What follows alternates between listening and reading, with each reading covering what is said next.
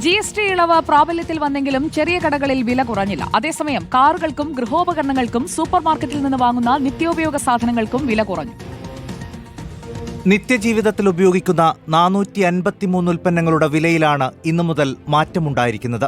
12% നിന്ന് 5% GST കുറച്ചതോടെ പാലുൽപ്പന്നങ്ങൾ വിലക്കുറവിൽ കിട്ടിത്തുടങ്ങി. 500 gram Milma നെയ് 370 നിന്ന് 346 രൂപയായി. 250 ഗ്രാം പനീറിന് 6 രൂപ കുറഞ്ഞു. നിരക്ക് മാറാത്തതിനാൽ സാധാരണ പാലിന്റെ വിലയിൽ മാറ്റമുണ്ടായിട്ടില്ല. ചന്ദ്രിക സോപ്പിന്റെ 150 ഗ്രാം പാക്കറ്റിന് കുറഞ്ഞത് 7 രൂപയാണ്. 9 എണ്ണമടങ്ങുന്ന കുട്ടികളുടെ പാമ്പേഴ്സിന് 19 രൂപയാണ് കുറയുന്നത്. സോപ്പ്, പേസ്റ്റ്, ഷാംപൂ തുടങ്ങിയ നിത്യോപയോഗ സാധനങ്ങളുടെ നികുതി 12 നിന്ന് 5% കുറഞ്ഞത്. അരി, ഗോതമ്പ് പൊടി തുടങ്ങിയവയ്ക്കൊന്നും വിലക്കുറവില്ല.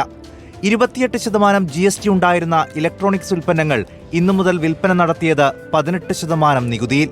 12% നികുതിയുണ്ടായിരുന്ന കുക്കർ, പാൻ, നോൺ സ്റ്റിക് തുടങ്ങിയ അടുക്കള ഉപകരണങ്ങൾക്ക് 5% മാത്രമാണ് ഇന്ന് നികുതി. ഫോർ എക്സാമ്പിൾ, ഒരു കസ്റ്റമർ 28% ടാക്സ് പേ ചെയ്തെടുത്ത് ഇനി 18% ടാക്സ് പേ ചെയ്യേണ്ടു. അത്രയും ഡിഫറൻസ് കസ്റ്റമർക്ക് ഇനി കുറച്ചടച്ചാൽ മതി. 1500 cc താഴെയുള്ള കാറുകൾക്കും 10% നികുതി കുറച്ചു.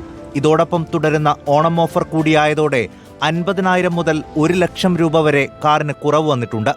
1500 cc മുകളിലുള്ള കാറുകൾക്ക് ഏർപ്പെടുത്തിയ സെസ്സും പിൻവലിച്ചതോടെ അത്തരം കാറുകൾക്കും വിലയിൽ കുറവ് വന്നിട്ടുണ്ട്. 3% മുതൽ 10% വരെ കുറയുന്നത് ഹയർ വാല്യൂ വെഹിക്കിൾസിനാണ് നമുക്കത് ഫീൽ ചെയ്യുന്ന അത്രയും എമൗണ്ട് കുറയുന്നത്. ചെറിയ സെഗ്മെന്റ് വെഹിക്കിൾ ആകുമ്പോൾ അത്ര മാത്രമേ വ്യത്യാസം വരുത്തുള്ളൂ. നികുതി ഇളവ് പ്രാബല്യത്തിൽ വന്നെങ്കിലും ചെറിയ കടകളിൽ ഇന്ന് വില കുറഞ്ഞിട്ടില്ല. കമ്പനിക്കാരന് 12% ടാക്സ് കൊടുത്ത സാധനം ഇപ്പോൾ ഞങ്ങളുടെ നിലവിലിരിക്കുന്നത്.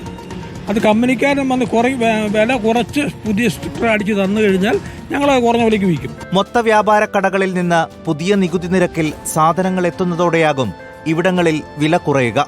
അതേസമയം ചില കമ്പനികൾ വില കുറയ്ക്കുന്നതിന് പകരം ഉൽപ്പന്നങ്ങളുടെ അളവ് കൂട്ടുന്ന കാര്യം പരിഗണിക്കുന്നുവെന്നാണ് വിവരം. News desk reporter.